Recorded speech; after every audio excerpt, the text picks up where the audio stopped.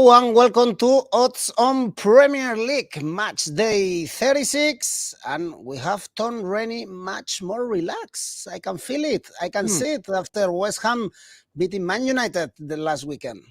We've got to week 36 before I could finally enjoy some of this season. So, enjoy smooth vibes, super chill, Tom, for the next 3 weeks. Enjoy while it lasts, and perhaps also you get a title to show and to shine in the West Ham Museum. Who knows? Well, guys, remember, as always, tell us your tips, your predictions for this very interesting match day. And of course, press the like and subscribe. And now let's go on with the show.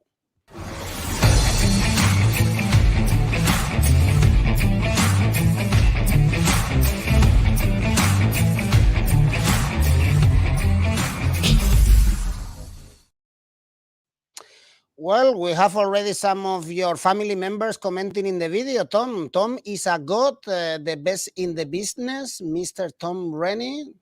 Nice. So true. Nice. So true. I love when people come on the comments and say just factual statements. I enjoy that. Well, let's start with the first game. Really interesting one. Leeds Newcastle, key for the relegation battle. Very important also for the Champions League, because we have Leeds penultimate in the standings, only 1 point in the last 6 games. After this game, they have West Ham and Tottenham. So this game is a crucial one, but and they are not very lucky, because also Newcastle have a lot of on stake. They only have 3 more points than Liverpool in the fight for the top 4.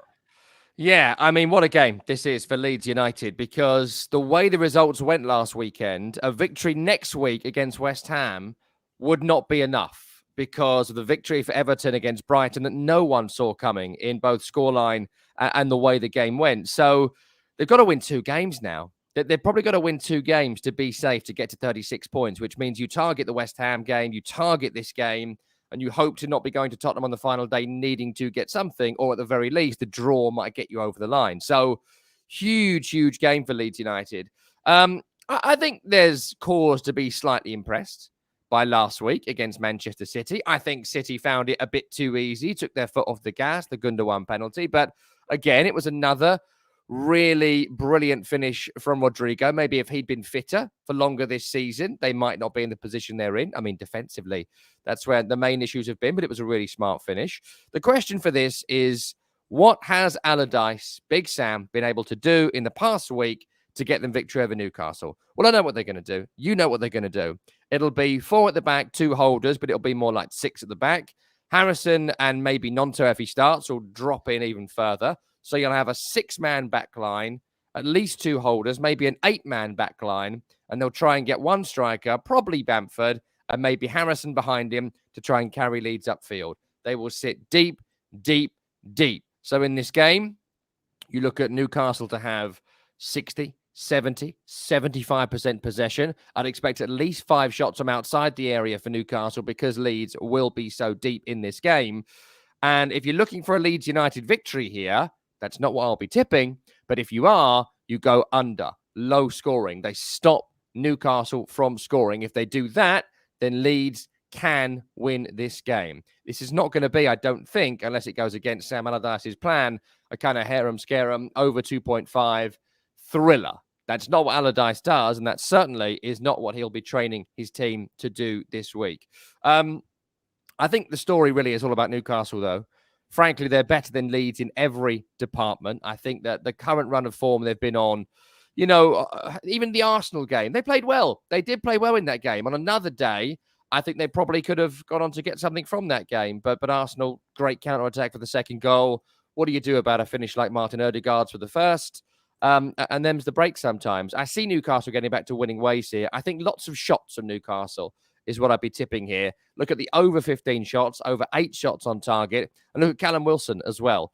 6 shots on target, scoring 4 goals in his last 3 games. So Callum Wilson to have 2 shots on target is around 4-1.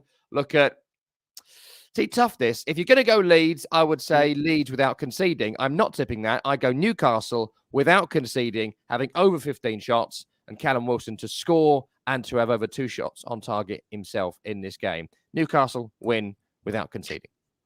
Away also, they are great, actually. 4 wins and 1 defeat in the last 5 games. Tough, this one, Hassan is telling us, and perhaps corners, according to Bon Jovi, especially for Newcastle. And, well, having some Allardyce also, perhaps on both ends. Very, very interesting one, this one. Leeds, Newcastle. For European football, we have Aston Villa, Tottenham, they won again. Who scored? Of course, Harry Kane, but away they are horrible. Only 2 points in the last 6 Premier League games. Aston Villa, on the other hand, they are very good when they are playing at home. Despite the last 2 defeats they suffer against Wolves and Man United. Aston Villa to win looks good to me, Tom, 2.3. Yeah, 10 home wins this season. Really, really impressive from Aston Villa when you take away the poor start under Steven Gerrard as well. They currently sit in a position just outside their European places. And this actually might be, depending on what happens with Brighton, the way they bounce back from their loss against Everton last week, this could be a shootout for the Conference League. And people can disparage that if they want to, but it's a competition that is winnable. And you ask West Ham, Alkmaar, Fiorentina, what they think about the Conference League, Basel, the other team, and they'll be like, yeah, semi-finals, trophy to win. Of course I want to win this. And how many times have we had the conversation, Tottenham just need a trophy? And the last time they were in this competition, the Conference League, which they're now disparaging, some fans at least, they played a second string in most games and then just sort of tossed it off in the end. And we're like, oh no, you've kicked us out. Well, just leave it. You know, bizarre. So this game is really interesting in terms of qualification for that competition. I think Unai Emery would love to be in it. I think Aston Villa would love to be in it. Plus, it opens up some transfer targets for them as well during the summer window. Disappointing little run they're on now, Villa. The form they were on was incredible, but they were doing it, which is why it was incredible, with essentially Steven Gerrard's side. The loss against Manchester United was a bit of a devastating one.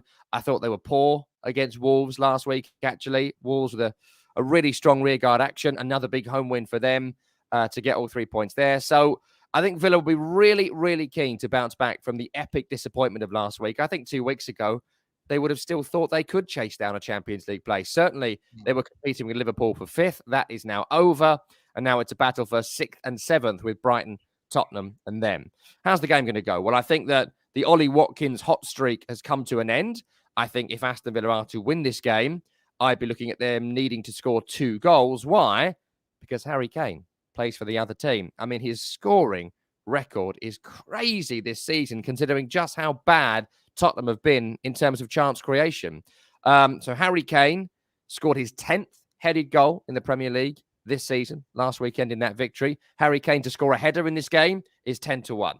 Now, that's up there with the kind of Haaland hat-trick bet I keep giving you every single week. It might not happen, but the probability tells me it actually will, considering he's done it near enough 1 in 3, 1 in 3.5 this season, games this year. Harry Kane has scored a header. So Kane to score a header at 10-1, I'd take it. I like both teams to score, and the under 3.5, that's 2-1 either way. So I'd certainly be looking at that. I'd pick Aston Villa here with both teams to score. Don't discount the draw at 3.8 and look at the Harry Kane to score a header market. There's your smart tips here. All right, Hassan is also going for Aston Villa to win the first half, and to be honest, Tottenham are really slow starters. We saw it in Anfield, and it could be a good idea for sure for Aston Villa to take the lead or to win the first half. Also, a lot of things on stake in Stamford Bridge. Chelsea, Nottingham Forest. For Nottingham Forest, of course, Chelsea have absolutely nothing to play for apart from the proud. And Nottingham Forest right now, they are 3 points away from the bottom 3 thanks to the crucial victory against Southampton. Tom, I have to say you were absolutely right with Chelsea winning against Bournemouth. Yeah, I mean, it had to happen, right? Like, it just had to happen at some point. That Chelsea team, it's been fun for all of us to see them struggling this season. It was fun a couple of weeks ago to have some rather spurious speculation they could be relegated. Of course, they weren't going to get relegated, but it was fun for us outsiders. But it was going to turn around because the quality of this squad, like, it's mad. Like, okay, it doesn't quite make sense and a striker is missing, and I get that. But the quality all told is ludicrous in this team. You know, one of the goals against Bournemouth last week was a run from Raheem Sterling, multiple Premier League winner, squares it to João Felix, who scores.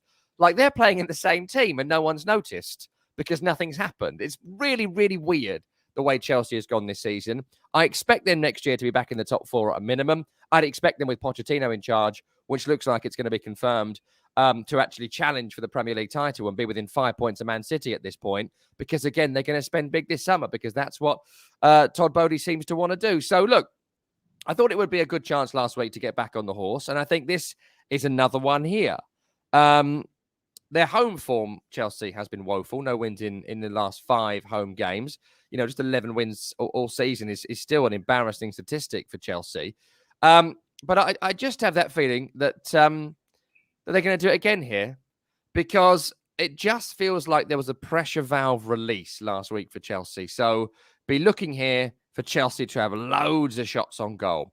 They always do. Not on target, but on goal. So 15 shots, at least 5 on target. That's what I'd be looking at here. Plus, you've got to take into account, despite the need for Forest to win, just how awful the away form has been. Loss, loss, loss, loss, loss. That's the last 5. 1 win away all season. That was against Southampton. 13 defeats on the road and just 8 goals scored. You might get an anomaly like Everton last week, but I just don't see it here. As much as I like Morgan Gibbs-White, terrific performance in the victory over Southampton. Awoniyi's goals against Southampton were terrific. I just can't see any value here in Nottingham Forest. So I'd look at Chelsea to win, a relatively low-scoring game. I'd look at the under at 2.5, look at the average of goals scored. Forest with 8 goals away all season. I just don't see them scoring. If they do, I still don't see them winning it. 7.5 is not worth your time. Take Chelsea, take the under, and look at the shots market. Chelsea to have at least 15 attempts and 5 on target in the game. So Hassan is telling us both teams to score could be interesting. According to Tom, that's not a good idea. None of these teams are great scorers lately, and Nottingham Forest, especially away, they suffer to find the net. Nottingham Forest, after this game, they have to play against Arsenal and Crystal Palace, especially that last game against Crystal Palace. They will need to win it to stay in the Premier League. And let's go to the chill game this weekend. Crystal Palace, Bournemouth. Congratulations to both of them. They will play another year in the Premier League, so they are safe. Nothing to play for. I don't know if it's a good idea to play some bets here, perhaps. Also, it's difficult to back one of these teams. Perhaps Bournemouth with this odds 4.5 to win away can be tasty, Tom, because they won the last 3 away games. Look, I wouldn't do it now, only because Bournemouth, as you say, are safe. They are fully 100% safe on 39 points. They're not going to get overtaken by Leicester, Leeds, and certainly not both of them. So I'd avoid them now. I think Bournemouth are going to lose every single game between now and the end of the season. Good news for Everton on the final day. In terms of Crystal Palace, you know, Roy Hodgson came in and had that lovely burst of victories. Since then, 1 win in their last 4. That was that bizarre game against West Ham where they won by 4 goals to 3. Look, I think that this game isn't necessarily worth your time because it's going to be so unpredictable. So unpredictable. I can see easily this being a smashing victory for Crystal Palace. I can see Palace winning this comfortably.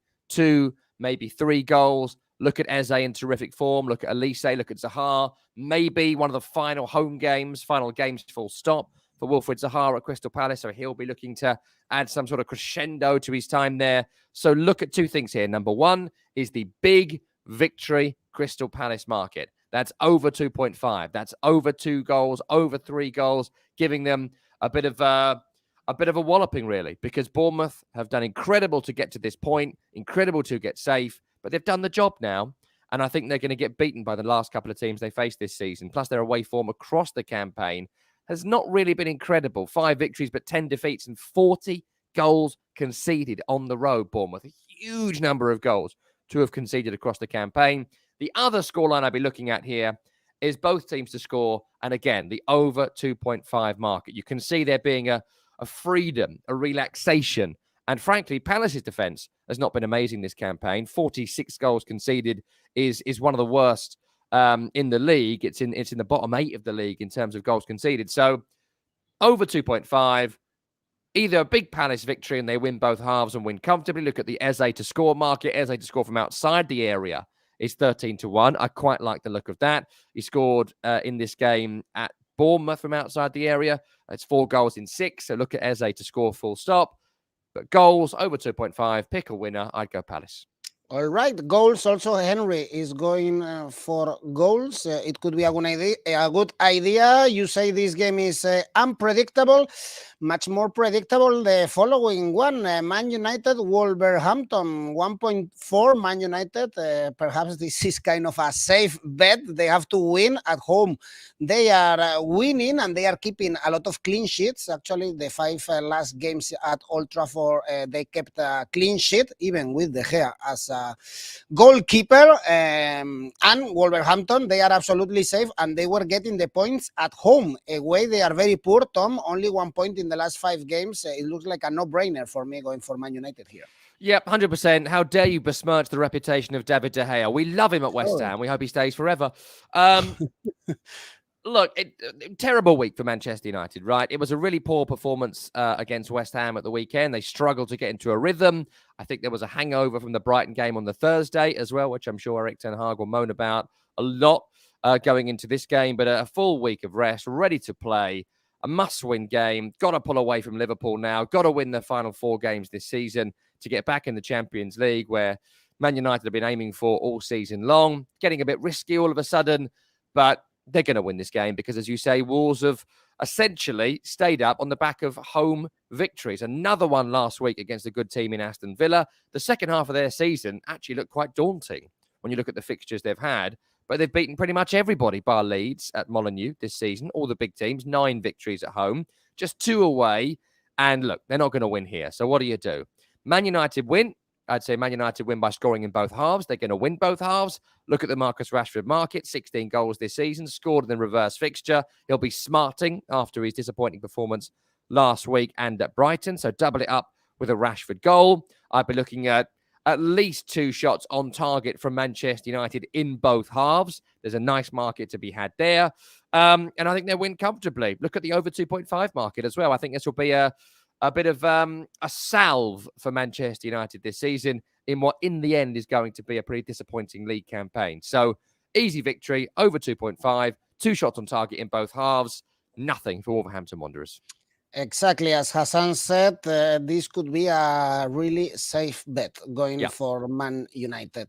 Nothing to play for also in the Southampton Fulham, or probably we will see Southampton officially going to the Championship. The hopes are over after the defeat again against Nottingham Forest, 8 points away from Everton, Tom. So this is game over for Southampton. Let's see if we see an entertaining game. Perhaps we see it as we saw also Fulham scoring 5 against Leicester City in the party they had in Craven Cottage. Yeah, I think it'll be similar, actually. I do. I was really surprised by the game between Fulham and Leicester, mainly because of Leicester and just how bewildered they looked in the game against Fulham. The lack of basic organisation was shocking, but we'll get to them later because Fulham, some terrific football, considering they've got so many injuries. Great to see Tom Rennie, perennial substitute, get a start. Willian, I thought, was very, very good. And in this particular game, would you believe it? Shock of all shocks, Alexander Mitrovic is not suspended. What an amazing achievement for Alexander Mitrovic to not be suspended for a little while. So he comes back in having had 8 games off, and oh dear for Southampton in that regard. Look, briefly on Southampton, the reason they're getting relegated is their home form. 2 victories in 17 is pitiful. That, you have to win at least half of your home games to have a chance of staying in the Premier League, in my opinion. And they're not going to achieve that, nowhere near achieving that. 2 victories, 11 defeats, just 15 goals scored all season at home is a joke. They've got some heart. They really do. A couple of decent players, James Ward-Prowse, Romeo Lavia, if he's ever fit. But in all, it's not a Premier League squad. In all, Ruben Sellers has brought nothing to Southampton. And there's a big rethink coming in the Championship next year for the Saints. And I think Fulham win here. I'd be looking at Fulham to win this reasonably comfortably. In fact, Fulham at 2.6 is just really nice. You know, I've got a couple of bets for you, but that in itself is just really, really nice at 2.6. I'd lump on that massively here. I'd look at Fulham to score at least 2 goals. So I'd even consider the over 3.5 market here in terms of the game. I'd look at Mitrovic to have 2 shots on target at 3-1. I'd look at Mitrovic to score in this game. I think Fulham win this reasonably comfortably. Another crushing day for Southampton, who looked utterly broken and beaten at the City ground on Monday. Fulham win, easy peasy. Double it with some Mitrovic action, and you'll make some money here. All right, goals as well, perhaps both teams to score, as Hassan is suggesting. Well, let's jump into the games we have on Sunday. We have first one, Brentford, West Ham. And here as well, almost nothing to play for. West Ham with 37, 7 points over the relegation spots. They are safe, and this game comes in between the conference semi-finals, so perhaps they have their eyes in Europe, Tom, and not in this game. And a 2.7 team, maybe it's a good idea, no? Going for Brentford. Yeah, I mean, I wouldn't touch West Ham in this game for the reasons you've mentioned. I think Brentford, they have just tailed off. You know, even in the victories against Chelsea and Nottingham Forest, you didn't quite see the intensity that Brentford are so well known for. And I think against Liverpool last week, once they'd conceded, were they happy to take a 1-0 loss? Is that fair? You know, they were just a little bit like, well, what is there to play for? You can tell when you watch some teams, there's a target in mind.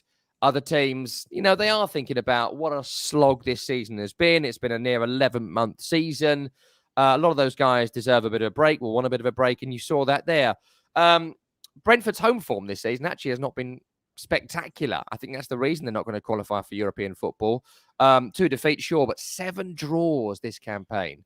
You know, they're one of those teams, Brentford, that when they score, they never lose, but there's no guarantee they go on to win that game. So, look, I think Brentford had a terrific season, and I'll be picking them to win this game at 2.1, 2.2. I think that's going to be well worth your time. In terms of West Ham, just to lay it out for people, the reason we are saying they are safe is that probability suggests they are, plus it would take Leicester or Leeds to win all 3 of their remaining games, and those 2 teams have won 8 for Leicester, 7 for Leeds all season, plus both them teams play West Ham in this run-in. So the probability is just, it's not going to happen. Even if West Ham lost their final 3, if Leicester or Leeds have 1 slip, they aren't going to stay up and get above West Ham. Plus, the goal difference swing would be gargantuan. So even 2 wins and a draw for these 2 teams, they still aren't going to get above them. So that's why we're looking at it. And I actually think West Ham might do something weird here, and that's rotate. I think they might change everybody from the AZ Alkmaar game on the Thursday to the second game the following Thursday, because then they can play full strength against both Leeds and Leicester, get a couple of points to get them over the line if required. So Brentford win, 2.5, very nice. I think you can basically ignore West Ham for this week. I think they'll probably ignore this game.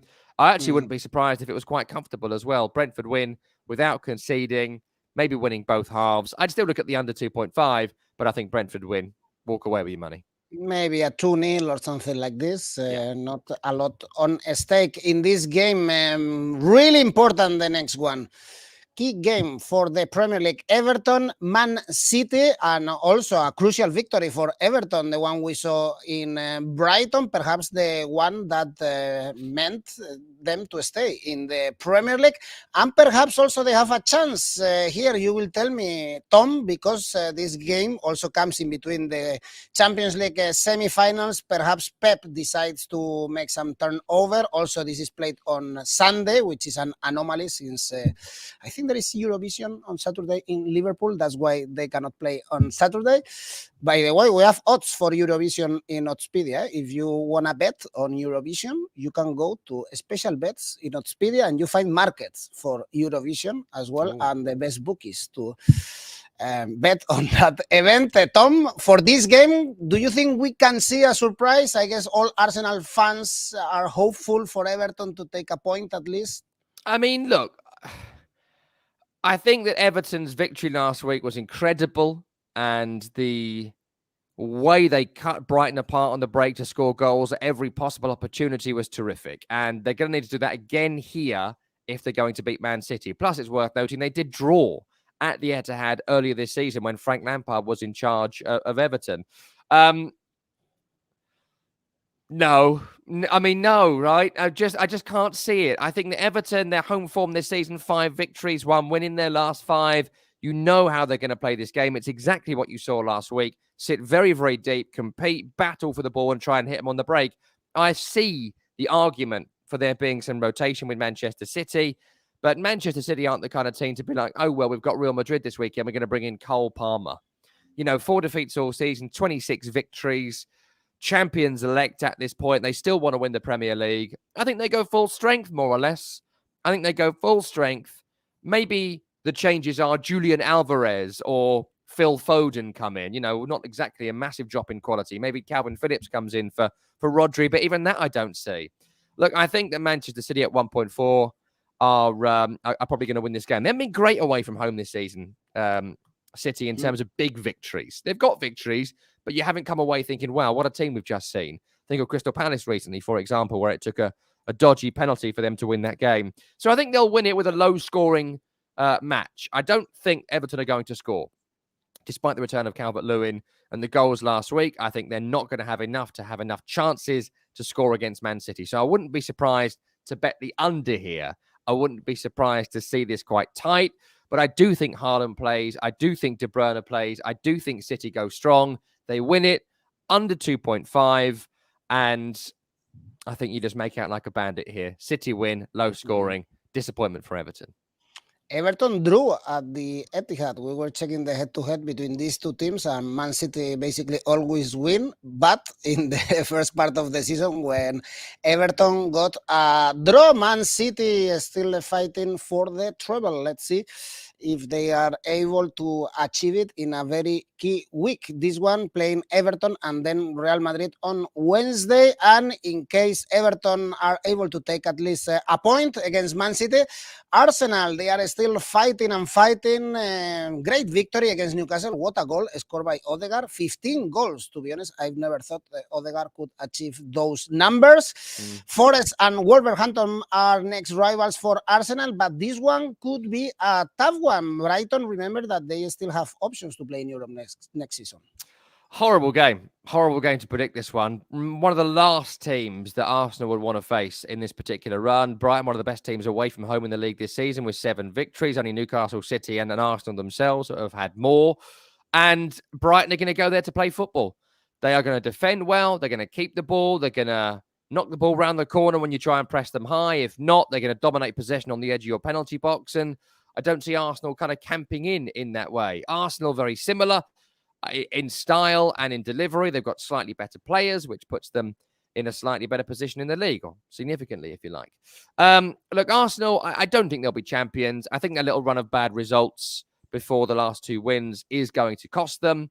I don't see City dropping any more points for the rest of this season. But I do think Arsenal are going to win here. Look, I think that Arteta has been quite canny since that run of poor results. He's kind of dropped Saka for one. He's dropped Martinelli for one. He's dropped Thomas Partey for one. He's trying to get some energy in the legs for this final 3-game push to hopefully for him get 90 points and say to City, look, to beat us, you got to get 90 points, which would be pretty spectacular. I think goals at both ends here is a given. I think it's going to be a thrilling game of football.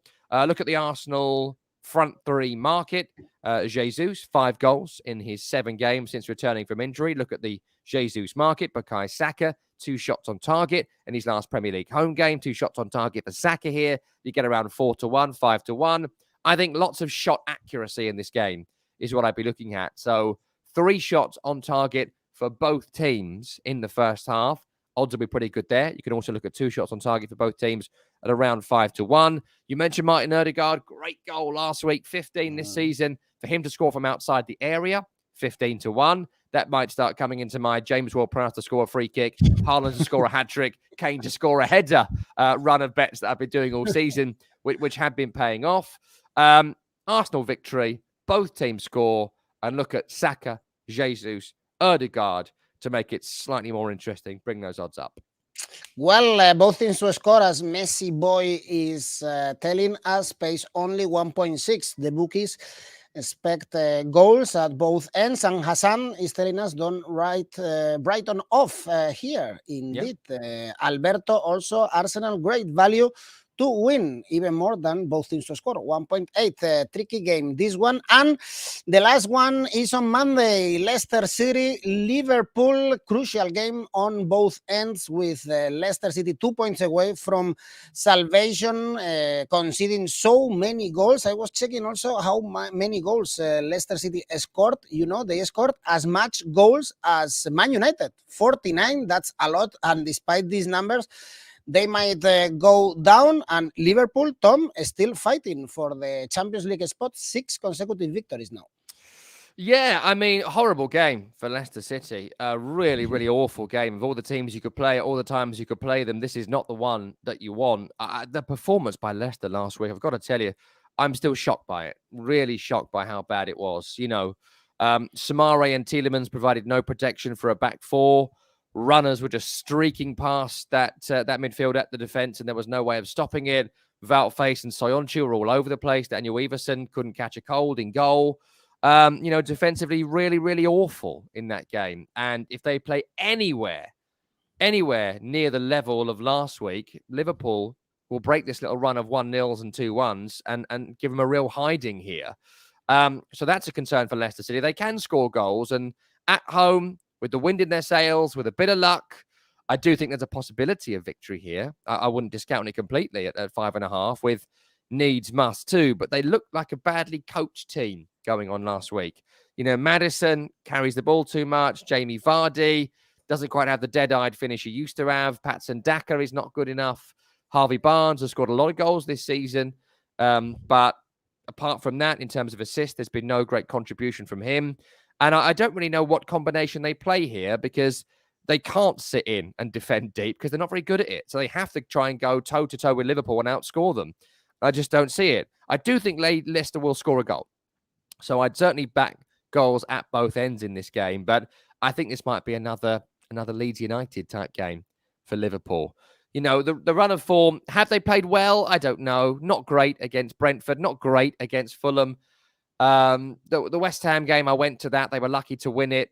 The Forest game, the Tottenham game, there's deficiencies there that we've spoken about a lot this season. You know what they are, and I'm sure they'll be addressed in the summer, but they can score goals. Salah can score. Nunez can score. And look at the Trent Alexander-Arnold to assist market, because dropping in midfield and clipping balls in behind, no one seems to be like, should we stop that? Which is bizarre. Like, he's not the most incredible player in the world. You know what he's going to do? Is get in front of him, stop him, and then get someone wide left to attack that space, with maybe Harvey Barnes can get some luck in this game. But look, both teams score over 2.5. Goals in this game. 67 scored by Liverpool, 49 scored by Leicester, 64 conceded for Leicester. It all leads to goals. It all leads to drama. Over 2.5, maybe over 3.5. Both teams score, Liverpool win, and give us some Trent Alexander-Arnold assists. Maybe 1, maybe 2, but a big win for Liverpool with both teams scoring. 1.6 is both teams to score. Also, the bookies expect a lot of goals here, so you have to combine a little bit of everything to get higher odds. Hassan, trust Liverpool winning here, put it in your ACCA. Well, let's see if Tom has a good ACCA. We will see it in a few moments. But Man United to win and Liverpool to win, for instance, pays quite well this weekend. Tom, which one is your safe bet? Safe bet is still going to be Manchester City. I know. I was so close to doing Manchester United, but as I've said to you all season long, they've delivered 26 wins this season, Manchester City. They're going to get just under 30. I thought it'd be 30. They're probably going to get the 30 with the 4 games remaining. If you got a team that are going to win 30 out of 38 games, that's got to be a safe bet. Has to be, on probability alone. And your ACCA? ACCA this week. Now, I was going to put Man U in this, but I haven't because I love a 3-team away ACCA. 3 away victories. Newcastle United, Manchester City, and Liverpool. 3 big favourites, but because they're away, you get slightly higher odds. Brings you in just under 4-1 for that treble. Nice, sweet, Tom. Let's see each other next week. Thanks, everyone, as always, for watching. Don't forget, press the like, subscribe, and see you next week. Good luck.